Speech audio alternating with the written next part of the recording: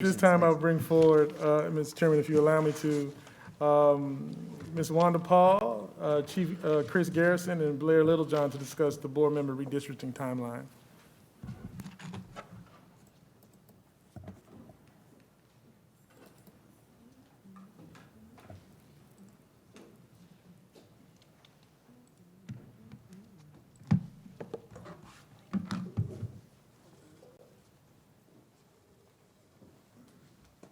Ms. Garrison, it's nice to see you back in the building, away from the far reaches of the universe where the chief operating officer situated you. Well, Your microphone's not on, Mrs. Paul. I'm sure you're ready for that. I have nothing to say regarding that, Mr. Chairman Barbieri. We're here to talk about the 2020 census. We have Chris Garrison, who is our Director of Planning and Governmental Services, and of course, Blair Littlejohn from our General Counsel's office. And so with that, Chris, go ahead and start. Thank you, Ms. Paul.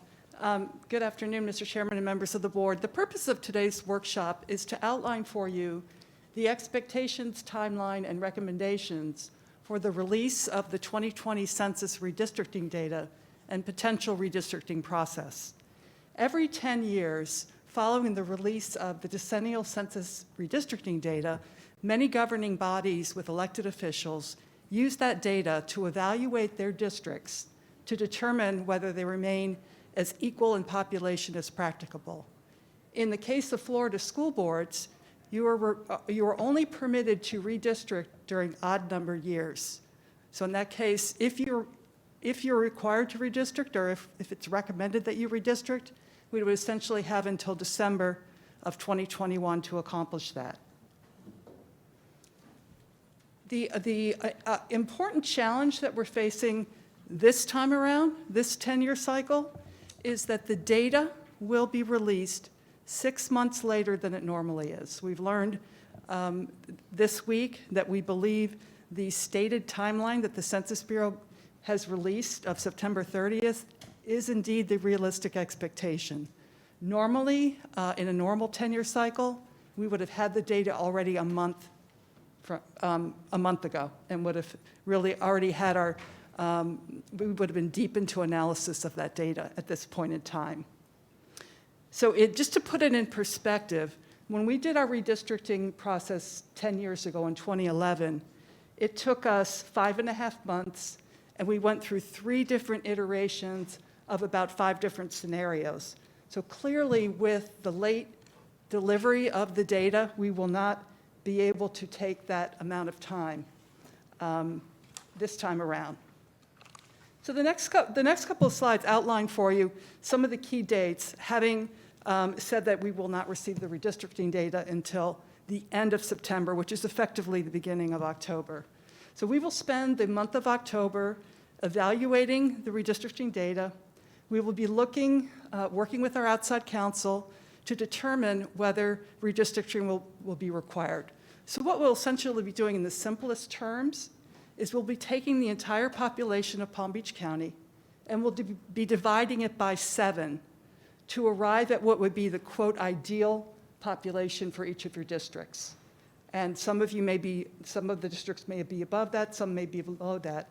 And then we'll be working with our outside counsel to determine whether he recommends that we go through a redistricting process.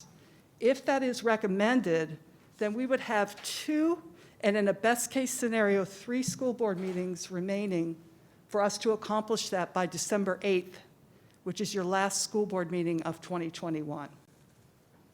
I also put on here, just because it is part of the cycle, is that in August 22, there are 4 school board positions potentially up for election. Ms. Garrison, let me ask you a question. Of So course. you said we can only do it in odd-numbered years. Is it possible to wait till 2023, since we're going to be crunched on time if these numbers don't get to us? Are we allowed to wait till 2023 to do the redistricting? I'm going to let Mr. Littlejohn answer that question. So the answer to that is we would be potentially open to a challenge under the voters' right act if you waited until 2023 because of the 2022 elections. So that is not our recommendation to the board. And we're not allowed to push it into the first quarter of 2022 since the data is coming to us so late? Well, the odd-numbered year requirement is a state law, and we did earlier when the session was going on, at least broach the topic of trying to get some proactive relief from the legislature, and we were told by our lobbyists that that just wasn't going to fly, that legislature really wanted to hold local governments and school boards' feet to the fire to get this done in 2021. Okay, thank you. Thank you for that question. Now, on this slide that's up on the screen now, I show that the 3 school board meetings that are potentially remaining after the staff has evaluated the data. And assuming that we are able to create a viable scenario or scenarios for board review, the very earliest that we see that we could bring that to you would be November 17th of 2021. And of course, this timeline would allow for very compressed, and it would have to be highly leveraged public input process. So we would obviously be working with our communications department to leverage our public input process. Ms. Brew? Thank you. So I just wanted to share with you what I shared with Ms. Garrison when we met and Mr. Littlejohn, and that was that unintended consequence. We did a very good job last time. Mrs. Andrews and I swapped some areas to make it really configured in a way that people could understand. But that's how I wound up with one high school in my area. So I think we're going to have to keep an eye also on where the schools are as we do this, because conceivably, if we have to tweak my area, I could wind up with no school in my area. So it's something that I'm going to be keeping an eye on. Thank you, Mrs. Burrell. This next slide outlines. Ms. Garrison, I have 2 more. I'm sorry. I'm Mrs. sorry. Andrews and Mrs. Whitfield. I think Mrs. Whitfield was up first.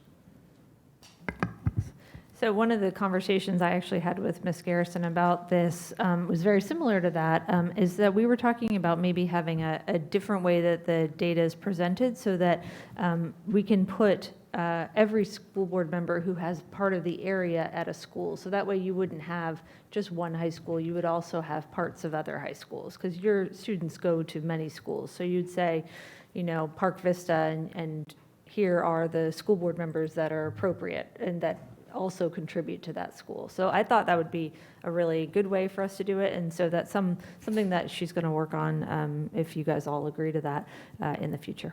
Yeah, it certainly has been a theme that I've been hearing, and you know, the power of GIS is that we can overlay the school board boundaries and the school boundaries, and we can see how many schools you actually touch in terms of the catchment area, if you will, for each school. And you probably have more than one high school if we look at it that way. So are you suggesting that 2 board members could have the same geographical area of the county? No, what I'm thinking is you would do an intersect of the school board member boundaries and the school attendance boundaries. Oh, I got it, okay. So what I have my staff working on right now is actually looking at each school board member, what schools your students attend. And I think it's going to be very revealing in terms of the diversity of schools that each district touches. Let me go to Mrs. Andrews first, Ms. Brew. Mrs. Andrews? Thank you. And when we did it before, it was truly gerrymandered. So I have to commend you, Chris, as well as the attorney. So hopefully we're going to have the same attorney who did a great job last time. Mr. Barbier, if you can recall, my district was all the way in Boca Raton. Yes, I remember. And so West Delray and West Boynton all the way to South Bay. And so you all really did a great job. And I thought we were trying to make sure it was compact. I think that was part of the language. I don't know if we were talking about schools, but trying to make sure that the people within the region were able to actually interface with their board members so that we could get the job done. So hopefully we're on that same line of thinking again as to what the law says. We're looking at population, but we're also looking at making sure that it's compact, and that was one of the things we talked about. Can you share that, a little bit more on that? Absolutely. Compactness was definitely one of the criteria that we used, and I, like you, am very proud of the work that we collectively did 10 years ago, because if you look at the 2001 map compared to the current map, We came a long way in terms of making more reasonable boundaries, very clean lines where before there weren't. So what we're going to do with the criteria, the screen in front of you is the criteria we used 10 years ago. And I've asked Mr. Wilson, the attorney that you mentioned, to review the case law, the decided cases that have occurred during the intervening 10 years, and let us know whether he would still recommend that we use the same criteria that we did before. And then having laid out for you how compact, use the word compact, how compact our schedule is going to be, I'm going to recommend that you adopt the redistricting criteria ahead of the data release so that we have it in hand and that your staff is ready to go as soon as the data is available to us to do our analysis. Ms. Brew? Sorry about that. I was going to just comment on Mrs. Whitfield's comment, and just so everybody knows, I joke about having one high school, but it doesn't stop me from visiting all of your schools. And at the end of the day, I really hope that that criteria isn't a factor, because I'm looking for more school choice. I'm looking at more options for families to send their children where they want to send them, and we're doing that with, with the open enrollment, with our choice, options that the families have. So, I joke about it, but, out west, we don't have as many schools. It's just a fact. So, I want to be cognizant of it, but I'm really not tied to it, because at the end of the day, I'm thrilled that the students in my district have so many options. I live in a community that is not zoned for my one high school. So, I'm accustomed to the families moving their children around, and hopefully everybody will ultimately be able to do that in the future. Dr. Robinson? Thank you. So, well, first, let me address that, because maybe I wasn't paying close enough attention. I don't think we were contemplating drawing boundaries based upon school attendance. Okay, I'm just checking. It's an analysis, just All an right. analysis that I think will be interesting for the school board members to see. Okay, I'm just double checking that. Okay. So, so the other thing is, so you have these criteria here. Are these are in order of importance? I can't remember if we ranked them in order or put them in order of importance. So, well, let me follow up. So I believe that the communities of interest is definitively part of the Voting Rights Act. And so I think that is going to be a very high priority. I think the maintain integrity of municipal boundaries may have been like a wish list. I don't know that has nothing at all to do with the Voting Rights Act, but I suspect that contiguity, it must. Contiguity. Thank you, because it's like, just wasn't going to work. It just wasn't going to work. Thank you. And ensuring compactness may be part of the law, but I'm not certain. But, so I think that you will need to bring us back these proposed rank order criteria, and making sure that we are including the Voting Rights Act criteria near the top. But, I remember, because I was part of a group that actually filed a suit against the school district some years ago about the Voting Rights Act. So I'm a little bit clear about it. And so I just don't want us to think that all these bullet points are created equally, so to speak. So, thank you. Mrs. Whitfield? I just want to be more clear about what I was saying earlier, because I don't think I did a very good job. I want to know which schools my kids go to in my district. So I have assumptions on which schools. I think I can kind of guess, but I think it would be interesting for me to understand, okay, so I represent these people and they're going to this school. I just want to be able to see that for my own edification. So that's what Ms. Garrison's working on, is to be able to say, children that are in District School 4 go to all these schools, and this is, so you represent some of these kids. So it'll help me. Thank you. Mrs. Andrews? And it's going to be interesting because so much development has happened in Palm Beach County School District in certain areas.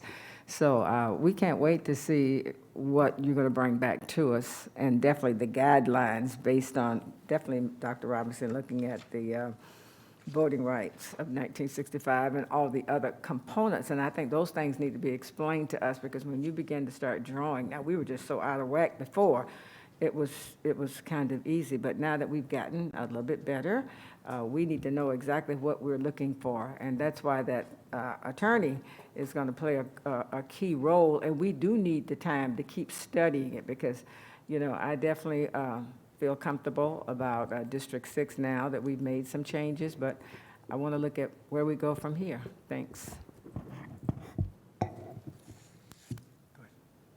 Okay, thank you for the input.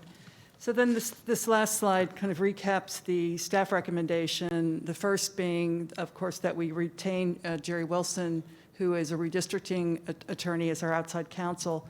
It's important to note that the county is engaging Mr. Wilson as well. He worked for both of us last time around. He's very familiar with our county, and Virginia Baker talked him into coming out of semi-retirement to do this work for us. So I feel grateful to her for convincing him of that. And we envision it being an hourly contract with staff doing most of the work, certainly all the GIS work, and providing the data that Mr. Wilson needs to do his legal sufficiency analysis. And then, as I mentioned, adopting the redistricting criteria with Mr. Wilson's guidance, and I will be asking him to prepare a legal memorandum for you so that you have an update of what he provided to us 10 years ago, so that then, to Dr. Robinson's point, you will then know the Voting Rights Act and what outgrowth that may have occurred from that in the intervening years. And then, of course, staff will make our best effort to get the redistricting completed by December of 2021, if indeed it's recommended. Mr. Garrison, you're not going to need us to have that on the agenda. Superintendent can certainly, under his authority, can retain Mr. Wilson. Oh, right, because it's under, correct. Right. I'm just letting you know how we're kind of laying the groundwork for you. Just wanted you to have the confidence that we're planning ahead the best that we can. Okay, thank you. Any other questions? Thank you very much, Superintendent.